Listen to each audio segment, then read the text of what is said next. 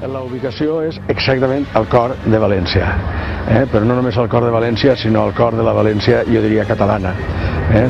Estem al costat del Micalet, de la Seu, estem al costat de Santa Caterina, que és la darrera torre, la darrera església abans de la Guerra de Successió, de 1707. A 2 minuts d'ací està la porta de Lleida, de la Catedral de València.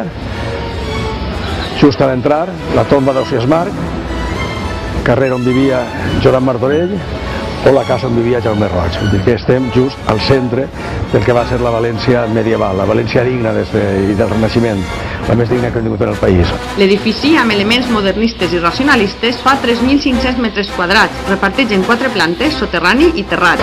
Ara entrem en les dues plantes que no seran d'entrada lliure, que són les plantes on hi haurà les institucions, on hi haurà el treball, més directament. Així es traslladaran Acció Cultural i la Institució Joan Fuster, que són les entitats que han comprat l'edifici, i també la Fundació Josep Renau, l'Institut del Territori, l'Espai Dona, la revista El Temps i algunes altres institucions. Una altra planta tindrà aules per a cursos de llengües, com ara català i xinès, disseny gràfic i algunes altres matèries.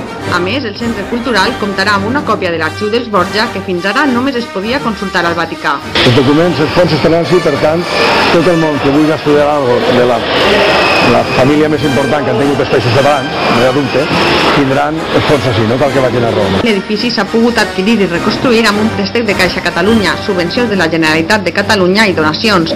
En total, 10 milions d'euros per al que Eliseu Climent qualifica com el seu projecte més ambiciós.